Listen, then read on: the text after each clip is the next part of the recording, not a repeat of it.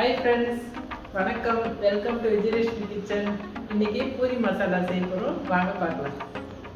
உருளைக்கிழங்கு மசாலாவுக்கு தேவையானது ஆனியன், கறிவேப்பிலை, பச்சை மிளகாய், இஞ்சி, உருளைக்கிழங்கு. ஃபஸ்ட்டு உருளைக்கிழங்கு வேக வச்சுக்கலாம். இந்த மாதிரி ரெண்டு ரெண்டாக கட் பண்ணிக்கலாம்.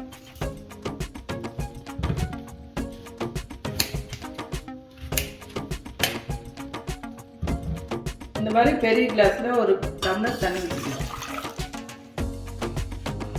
உருளைக்கிழங்க 4 விசில் வச்சு எடுத்துக்கலாம்.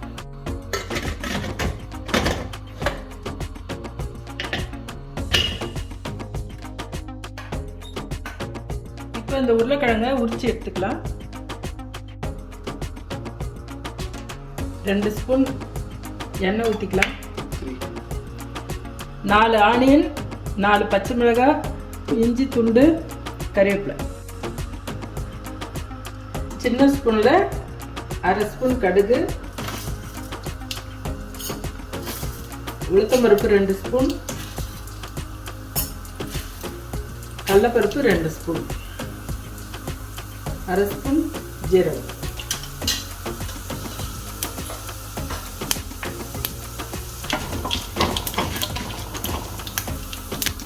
கடுகு உளுத்தம் பருப்பு செவந்துடுச்சு. இப்போ ஆனியன் போட்டுடலாம்.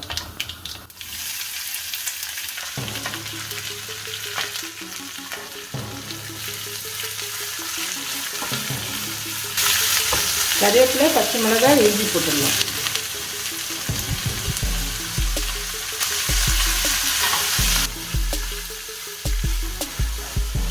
இதில் பெருங்காயம் கொஞ்சம் போட்டுக்கலாம்.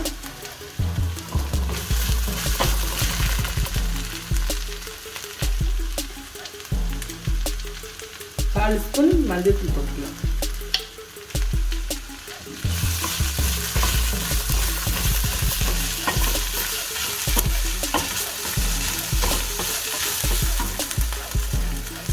சால்ட்டு 1 ஸ்பூன் போட்டுக்கலாம்.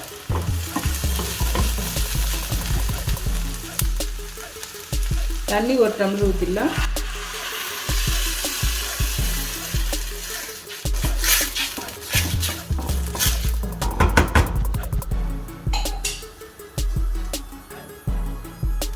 இது அப்படியே கொதிக்கிட்டோம். 2 நிமிஷம் மூடி வச்சிடலாம். உருளைக்கிழங்க இந்த மாதிரி நெசிச்சு வச்சுக்கோங்க.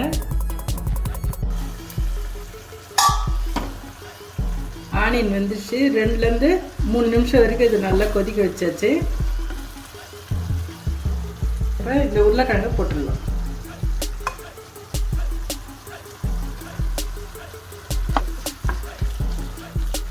இப்போ இதில் ஒரு 1/2 டம்ளர் தண்ணி ஊற்றிக்கலாம்.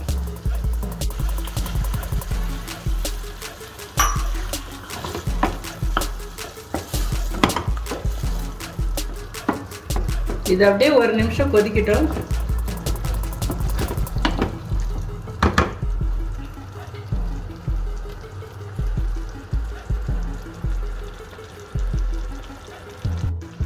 உருளைக்கிழங்கு மசாலா ரெடி ஆயிடுச்சு. கொத்தமல்லி போட்டு இறக்கிடலாம்.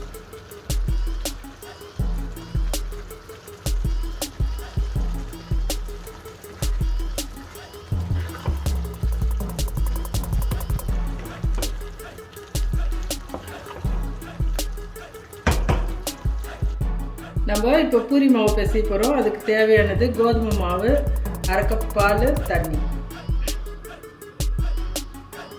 1/2 ஸ்பூன் சால்ட் சேர்த்துக்கலாம்.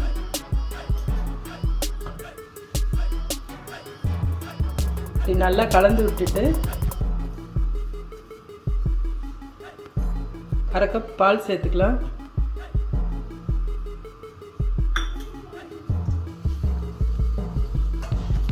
இப்போ கொஞ்சம் கொஞ்சமாக ஊற்றி கெட்டியாக மாவு பிசைஞ்சிக்கலாம் பூரிக்கு.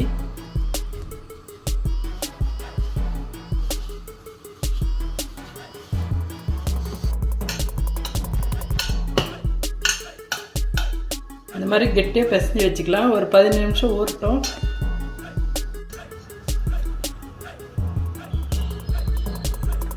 இந்த மாதிரி பூரிக்கு சின்ன சின்னதாக உருட்டி எடுத்து வச்சுக்கலாம்.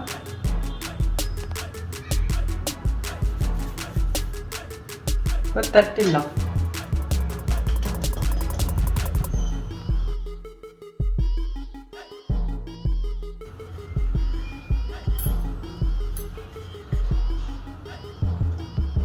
இந்த மாதிரி மாவு கொஞ்சம் கொஞ்சம் தொட்டு தட்டிட்டுக்கலாம்.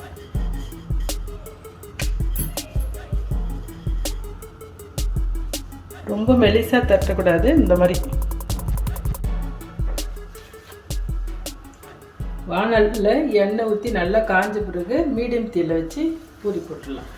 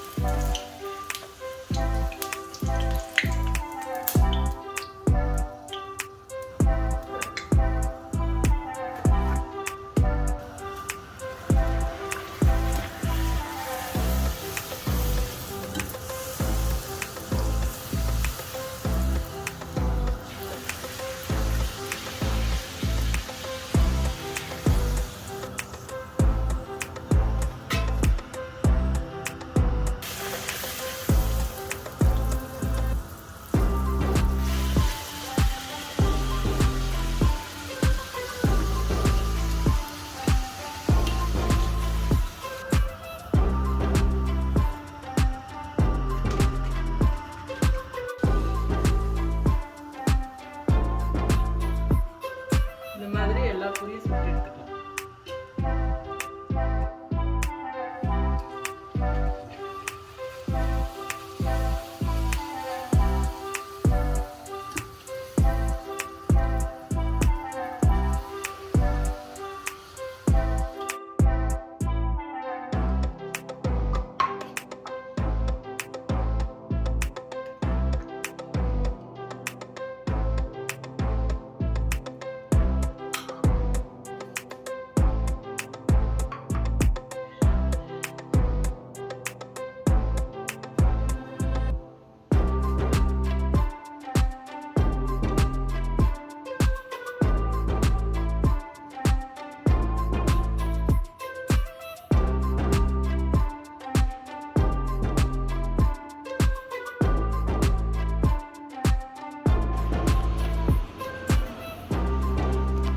சூப்பராக பூரி மசாலா ரெடி ஆகிடுச்சு. நீங்கள் வீட்டில் இந்த மாதிரி ட்ரை பண்ணி பாருங்கள்.